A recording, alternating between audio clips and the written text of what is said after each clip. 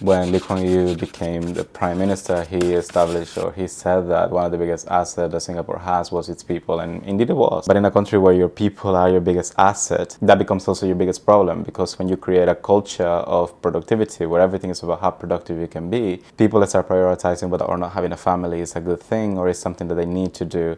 And now Singapore finds itself with a bigger problem in terms of replacement rate greater than Japan. Japan's replacement rate, I believe, is 1.23, but Singapore sits at 0.93. For a country to have a healthy replacement rate, it should be above 2.1, accounting for children that die at birth and individuals who are unable to contribute to the economy. But Singapore unfortunately doesn't have that, and Singapore lately has tightened its immigration policies, which doesn't make it great or doesn't make it easier for people to come and establish themselves in Singapore and initiate families.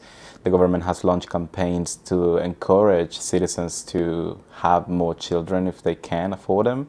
Employers do promote baby bonuses and things like that. Even talking to a local friend, even that's not enough to encourage people to have children yet. Singapore also emphasizes a lot of their assets into education. The education system is built to encourage early success in education, which sometimes that can be a little bit a double-edged sword, because not everyone gives their best performance during an early childhood. But yes, the way that you perform when you are younger can have a big effect on how well you can do in this country. For children that usually sometimes have difficulty learning subjects, they do get to kind of, I want to say they are left behind, but they don't get the opportunities to be promoted or to be moved to the better schools, to get the better programs and all the other incentives that students with better grades get.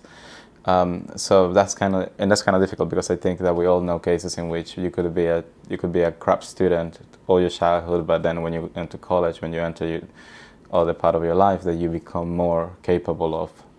And yeah, so when a system is set like that, it kind of can leave some people's potential untapped or undeveloped. But in terms of economic policies, the country's wages have been stagnant for quite some time. They haven't increased as much. There is adjustment for inflations, but it's as in anywhere in the world, it's obviously not enough. The job market is been cooling down a lot. Overall, I do think that if you do have time to come to Singapore, you should come. You should visit. It's a beautiful place. It is. The greenery in the city, the places that you can see are great. I think 3 to 4 days is enough to see all the things that you can actually see that will give you a good perspective of what Singapore is. You can find from anything, from the street food to the fanciest Michelin star restaurants. Everything is here, and you can have fun and you can have a good time. It is a lovely city. It is definitely a place that I want to come back. Now I do understand why some of my friends want to move to this country.